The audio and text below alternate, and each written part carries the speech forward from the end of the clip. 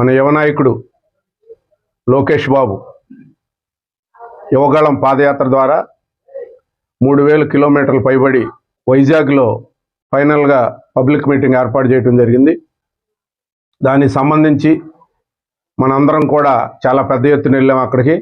వైజాగ్లో సుమారు 10 లక్షల మందితోటి తెలుగుదేశం పార్టీ, జనసేన కలిపి మరి ఎటు చూసిన 20 కిలోమీటర్ల మేర తిరగబంధం అయింది. మరి ఎన్నికల శంకారామం కూడా అక్కడి నుంచే పూరించడం జరిగింది. మరి పవన్ కళ్యాణ్ గారు మాట్లాడారు చక్కగా.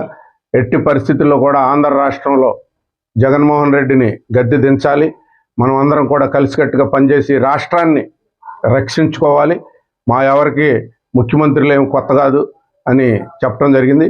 అలాగే చంద్రబాబు నాయుడు గారు కూడా మరి అక్రమ కేసుల్లో 53 రోజులు జైల్లో పెట్టి చివరికి క్లీన్ చిట్గా బయటికి రావాల్సి వచ్చింది, దుర్మార్గంగా పెట్టారు అనేది అది అందరికీ తెలిసిందే.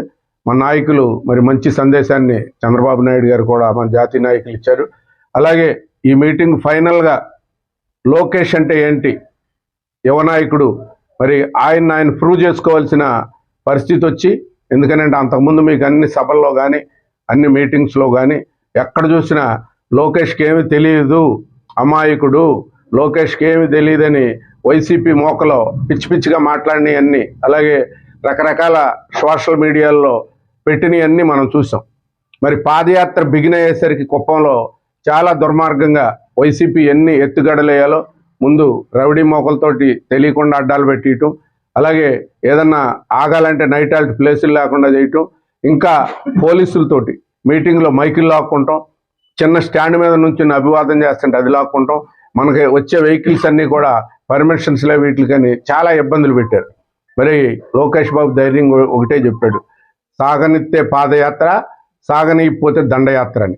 మరి ఎంతమంది పోలీసులు వచ్చినా కానీ ఏ కార్యకర్తకి ఇబ్బంది లేకుండా మరి మన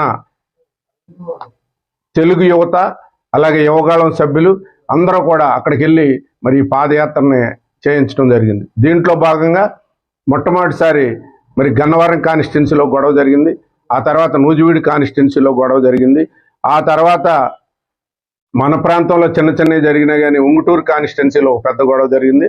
ఫైనల్గా భీమవరంలో అతిపెద్ద కుట్రతోటి మరి సోడా బుడ్లు, రాళ్ళు, కర్రలు, గాజు పెంకులతోటి రాత్రులు 11:30కి దాడి చేశారు.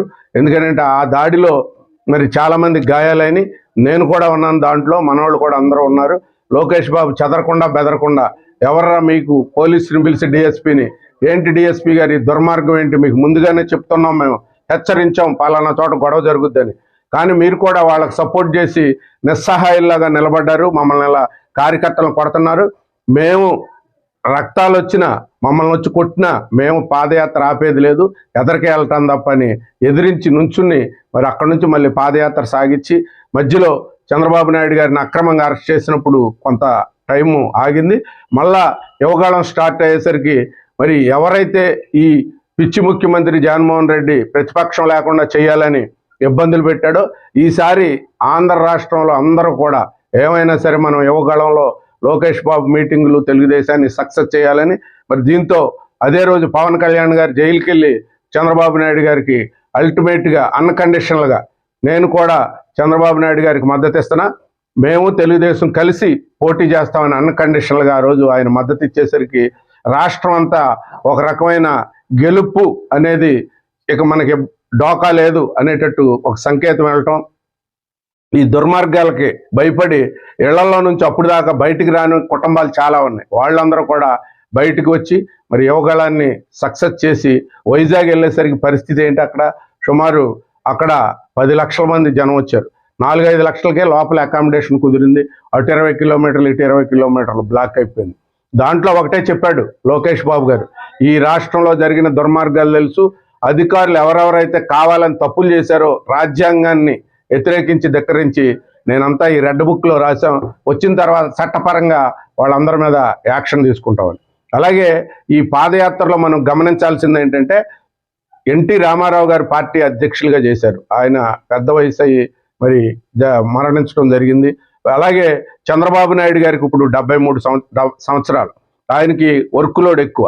రాబోయే తరంలో రేపు ముందు భవిష్యత్తులో తెలుగుదేశం పార్టీకి నాయకుడు ఎవడరా అని ఈ రాష్ట్రంలో 5 కోట్ల మంది ప్రజలు ఆలోచించే సమయంలో వైసీపీ మోకలో లోకేష్ బాబుకి ఏమీ తెలియదు, ఏమీ రాదని అల్లర్లు చేసి సోషల్ మీడియాలో వీటిల్లో ఏదైతే వాగారో వాటన్నిటికీ ధీటుగా మరి ఈ పాదయాత్రలో సుమారు 110 మీటింగ్స్ ప్రత్యేకంగా పెట్టడం జరిగింది లోకేష్ బాబు.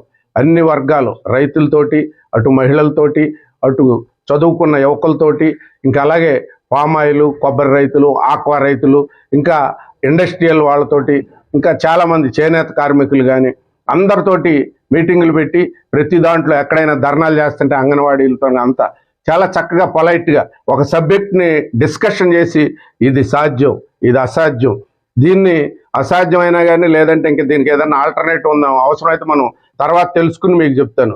ప్రభుత్వం రాగానే వీటి వరకు మనం చేసుకోగలదు, ఇంకా మెరుగైనవి ఉంటే మీ అందరితో నేను మీటింగ్ వేసి చేయించి పెడతా తప్ప నేను అబద్ధపు వాగ్దానాలు కానీ అబద్ధాలుగా ఆడనని చెప్పడం. అలాగే ఇది ప్రత్యేకంగా యువత కోసం చేశారు కాబట్టి ఈ పాదయాత్ర అంతా కూడా 20 లక్షల మంది యువతకి ఉపాధి కల్పించేటట్టు, ఉద్యోగ అవకాశాలు కల్పించేటట్టు కూడా డయాస్ మీద అనౌన్స్ చేశారు. దీంట్లో ఫైనల్గా అల్టిమేట్గా ఆ ఒక్క మీటింగ్తో చూసేసరికి ఆంధ్ర రాష్ట్రం అంతా కూడా ఎన్నికలు ఎప్పుడు జరిగినా కానీ వాటిని సక్రమంగా జరిపించాలి, ఎప్పుడు జరిగినా ముఖ్యమంత్రి చంద్రబాబు నాయుడు గారు అనేది దాంట్లో ప్రూవ్ అయిపోవటం జరిగింది. అలాగే ఈ రాష్ట్రంలో చంద్రబాబు నాయుడు గారి తర్వాత ఈ రాష్ట్రాన్ని పరిపాలించాలన్నా సక్రమంగా అన్ని తెలిసిన ఏకైక నాయకుడు, యువ నాయకుడు లోకేష్ బాబు అని ప్రూవ్ చేయించుకోవటం జరిగింది ఈ పాదయాత్ర ద్వారా. దానికి తెలుగు దేశం పార్టీ కార్యకర్తలు, యూత్, పెద్దలు, తెలుగుదేశం కుటుంబ సభ్యులందరూ కూడా రాష్ట్రం యావత్తు కూడా సంతోషపడుతున్నారు.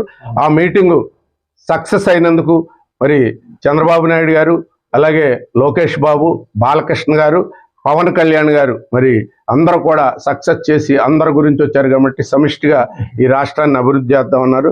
అది సక్సెస్ అయినందుకు ఈరోజు మరి రోషన్ గారు, మేము మండలాధ్యక్షులు, మన మండలంలో కార్యకర్తలు, చింతలపూడి కాన్స్టిట్యున్సీలో అందరి తరపు కూడా ఈరోజు ఇక్కడ ఈ కేక్ కట్ చేసి అందరికీ వచ్చిన వాళ్ళందరికీ అభినందనలు తెలియజేయడం జరుగుతుంది. మరలా ఇంకో రోజు కాన్స్టిట్యున్సీ వైజ్గా 1-2 డేస్లో అందరం కలిసి కూర్చుని మాట్లాడుకునే అవకాశం కూడా కల్పిస్తాం. Thank you.